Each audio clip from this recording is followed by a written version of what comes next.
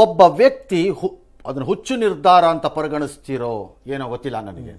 ನಿರ್ಧಾರಕ್ಕೆ ಬಂದಾಗ, ಅದಕ್ಕೆ ನುಗ್ಗಿ ಬಂದಾಗ ಅದಕ್ಕೇನಾಗತ್ತೆ ಅನ್ನೋಕ್ಕೆ ಈ ವ್ಯಕ್ತಿ ಸಾಕ್ಷಿ.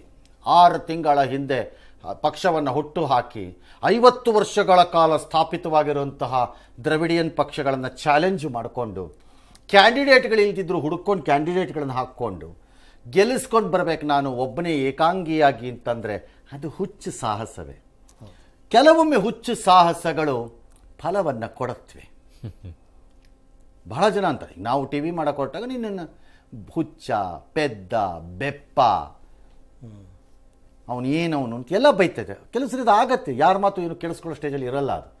ಹಾಗಾಗಿ ಆ ಧೈರ್ಯ ಮತ್ತು ಆ ವಿಶ್ವಾಸ ಮತ್ತು ನಂಬಿಕೆ, ಡಿಸ್ರಪ್ಟರ್ ಅಂತ ಬೆಳಗ್ಗೆ ಡಿಸ್ರಪ್ಟರ್ ಅಂತ ನಾನು ಹೇಳಿದ್ನಲ್ಲ, ಆಗ ಡಿಸ್ರಪ್ಟರ್ಸ್ ಆಗಿ ಕೆಲಸ ಮಾಡೋದು ಇದೆಯಲ್ಲ, ಅದು ಆ ಹುಚ್ಚು ಧೈರ್ಯದಲ್ಲೇ ಬರೋದು. ಎರಡನೇದು ನಂಬಿಕೆ, ನನ್ನಲ್ಲಿ ನನಗೆ ಇರಬೇಕಾದ ನಂಬಿಕೆ. ಅದು BJPಲಿ ಕಾಣುತ್ತೆ ನಿಮಗೆ. ಭಾರತೀಯ ಜನತಾ ಪಕ್ಷಕ್ಕೆ ಬಂಗಾಳದಲ್ಲಿ ನಾನು 0 ಇದ್ದರು 2011ರಲ್ಲಿ ಎಂದಾಗ, 25ರಲ್ಲಿ 2000 ಚಿಲ್ಲರೆ 200 ಚಿಲ್ಲರೆ ಬಂದಿದ್ದಾರೆ ಅಂದರೆ ನಂಬಿಕೆ.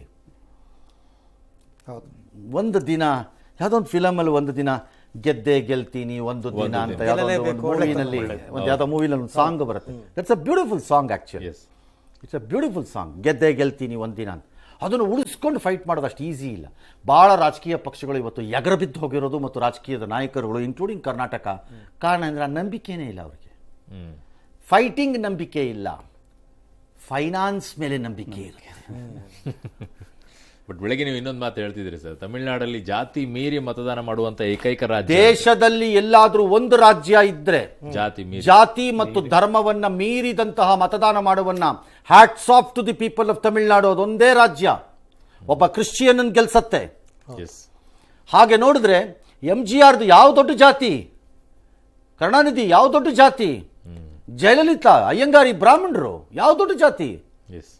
ಅದಕ್ಕೆ ನಾನು ತಮಾಷೆ ಮಾಡಿದ್ದು, ನನ್ನನ್ನು ಮಂಡ್ಯಲ್ಲಿ ಗೆಲ್ಸಿ ನೋಡ್ತೀನಿ ಅಂತ. ಗೌಡ್ರು ಮಾತ್ರ ಕರ್ನಾಟಕದಲ್ಲಿ ಭಾರಿ ಕಷ್ಟ ಅಲ್ವಾ? ಅಲ್ವೇ? ಮತ್ತೆ ವಿಜಯ್ ಕೊಟ್ಟಿರೋ ಭರವಸೆಗಳನ್ನ ಈಡೇರಿಸೋದು ಅತಿ ದೊಡ್ಡ problem. I will agree with you. ನಗರ ಪ್ರದೇಶದಲ್ಲಿ ಟಿವಿಕೆ ಮುಂದಕ್ಕೆ ಬಂದಿರೋದಕ್ಕೆ absolute reason will be simple and straight. Youth and women. ಬಹಳ ಸರಳ. ನಿಮಗೆ ದಳಪತಿ ಬೆಳೆಸಿದ್ರು ಕರ್ನಾಟಕದ ಮಾದರಿ ಮಹಿಳೆಯರಿಗೆ ಮಾಸಿಕ 2,00,000 ರೂಪಾಯಿ, ವಧುವಿಗೆ ರೇಷ್ಮೆ ಸೀರೆಯೊಂದಿಗೆ 8 ಗ್ರಾಮ್ ಚಿನ್ನ, 200 ಬುರುಡೆ. ಇದು ಅಬ್ಸಲ್ಯೂಟ್ ಬುರುಡೆ. ತಮಾಷೆ ಆಗಲ್ಲ, ಅಲ್ಲಕ್ಕಲ್ಲ, ಹೇಳ್ತೀನಿ ಏನು ಅಂತ. ಆಗ್ಬೋದು,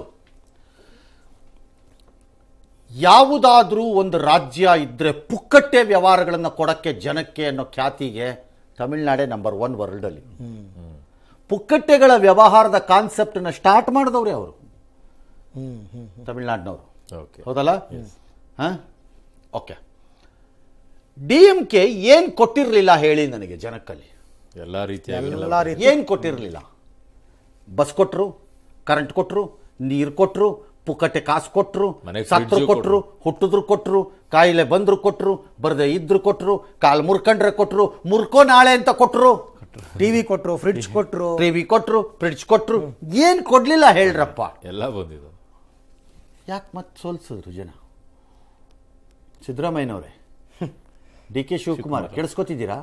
ಅವೆರಡೇ ಸಾಕು ಅಂತ ಇದ್ದಾರೆ ಕಾಂಗ್ರೆಸ್ ಅವರು. ಅವೆರಡೇ ಸಾಕು, ನಮ್ ಗ್ಯಾರಂಟಿಗಳೇ ಸಾಕು ಅಂತ ಕೇಳಿಸ್ಕೊತಿದ್ದೀರಾ ಅಲ್ಲ?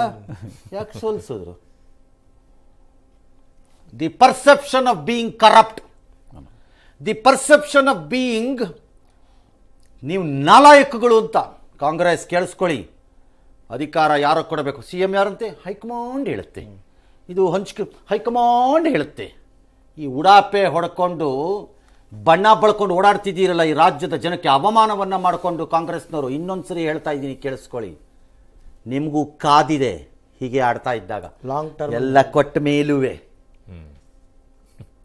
ಸೊ ದೇಶದಲ್ಲಿ ಜನ ಈ ಪುಕ್ಕಟ್ಟೆ ಕೊಡೋ ವ್ಯವಹಾರಕ್ಕೆ ಒಂದು ತೀರ್ಮಾನಕ್ಕೆ ಬಂದುಬಿಟ್ಟಿದ್ದಾರೆ ಅವರು. ಏನು ತೀರ್ಮಾನ? ಎಲ್ಲವನು ಕೊಡ್ತಾನೆ ಬಾರಯ್ಯ, ಇವ್ರ ಅಪ್ಪನ ಮನೆ ದುಡ್ಡಲ್ಲ ಅಂತ. ಯಾವನಾದ್ರೂ ಕೊಡ್ತಾನೆ ಕಣ್ರೆ ಅದನ್ನ. ಅದ್ರ ಮೇಲೇನು ಹೇಳಪ್ಪ ಕೊಸರು. ಆ ಕೊಸರಲ್ಲಿ ಕೆಲವರು ಆರ್ಥಿಕವಾಗೂ, ಕೆಲವರು ಇದನ್ನೆಲ್ಲ ನೋಡ್ತಾರೆ, ಕುಟುಂಬ ರಾಜಕಾರಣ, ಭ್ರಷ್ಟಾಚಾರ, ಡ್ಯಾಶ್ 40% BJP ಮೇಲೆ ಹೇಳಿ ಬಂದ್ರಲ್ಲ, ಇವತ್ತೇನಾಗಿದೆ ಕಾಂಗ್ರೆಸ್ಸಲ್ಲಿ ಇಲ್ಲಿ ಕರ್ನಾಟಕದಲ್ಲಿ? 60 ಅಂತಿದ್ದಾರೆ, 80 ಅಂತಿದ್ದಾರೆ. ಇಲ್ಲ ಅಂದ್ಬಿಟ್ಟು ಇಲ್ಲ ಆಗ್ಬಿಡಲ್ಲ. ಸ್ಟಾಲಿನ್ನು DMK ಹೇಳಿತ್ತು, ಇಲ್ಲ ಭ್ರಷ್ಟಾಚಾರ ರಹಿತ ಅಂದ್ಬಿಟ್ರು. ಜನ ಒಪ್ಲಿಲ್ಲ. ಹೌದು, ಕೆಲಸ ಆಗ್ತಾ ಇದೆ, ರೋಡಲ್ಲೆಲ್ಲ ನಾಳೆ ಬೆಳಿಗ್ಗೆ ಚಿನ್ನ ಬರ್ತಾ ಇದೆ ದುಬೈಯಿಂದ, ಹೊಡೆಸ್ತಾ ಇದ್ದೀನಿ ಅಂತ ಶಿವಕುಮಾರ್ ಹೇಳ್ಬಿಟ್ರೆ ಒಪ್ಪಲ್ಲ. ಕಾಂಗ್ರೆಸ್ ಶುಡ್ ಅಂಡರ್ಸ್ಟ್ಯಾಂಡ್ ಇನ್ ಕರ್ನಾಟಕ, ನಿಮ್ಮ ನಡವಳಿಕೆ, ನಿಮ್ಮ ರೀತಿ ರಿವಾಜುಗಳು, ನೀವೇ ಹೇಳಿದ್ದನ್ನು ಪಾಲನೆ ಮಾಡೋಕ್ಕಾಗದೇ ಇರುವಂಥದ್ದು, ಇದನ್ನು ಮೀರಿ ನಿಮ್ಮ ಗ್ಯಾರಂಟಿಗಳನ್ನು ಓಟ್ ಬೀಳತ್ತೆ. ಬರೆದಿಟ್ಕೊಳ್ಳಿ ಇದನ್ನು, ರಿಪೇರಿ ಮಾಡ್ಕೊಳ್ಳೋದಿದ್ರೆ. ಎಸ್, 200 ಯೂನಿಟ್ ಉಚಿತ, ಯಾರಿಗೂ 4,500, ಇನ್ಯಾರಿಗೋ 3,500 ಚಿನ್ನ, ಇನ್ಯಾರಿಗೋ ಚಿನ್ನ, ಇನ್ಯಾರಿಗೋ ಬೆಳ್ಳಿ, ಇನ್ಯಾರಿಗೋ ಸೀರೆ, ಇನ್ಯಾರಿಗೋ ಇದು. ಜೋಕಲ್ಲ ಇವೆಲ್ಲ, ತಮಾಷೆ ಅಲ್ಲ.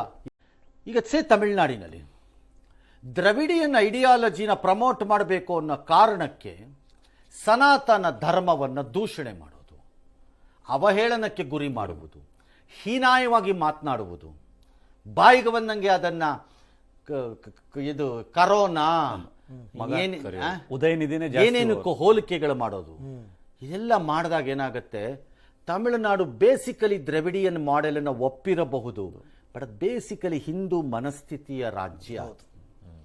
ಹೌದು, ದೇವಸ್ಥಾನಗಳು ನಿಮ್ಮ ಕಥೆಗಳನ್ನು ಹೇಳುತ್ತವೆ ಅಲ್ಲಿ.